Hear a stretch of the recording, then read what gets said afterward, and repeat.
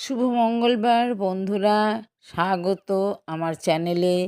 আজকে তোমরা সবাই জানো অশোক ষষ্ঠী, তাই তোমাদের আগমন জানালাম। আমার চ্যানেলটা দেখো। আমি এই যে ছেলের জন্য ভাত রান্না করেছিলাম, ছেলে খেয়ে ডিউটি গেল। সাথে ছিল পনির আলুর তরকারি আর কুমড়ো আলু সব দিয়ে ডাঁটার চচ্চড়ি, লম্বা বেগুন ভাজা। আর আমাদের ছিল আজকে লুচি আর তরকারি, যেমন ছিল তেমনি। সাথে ছিল মিষ্টি আর মন্ডা। তোমাদের দাদা ভাইও আমার সাথে আজকে লুচিই খেলো। ও এমনিই ময়দা খেতেই ভালোবাসে ভাতের থেকে। যাই হোক, কার কার আজকে এই অশোক ষষ্ঠী আছে আমাকে জানাবে।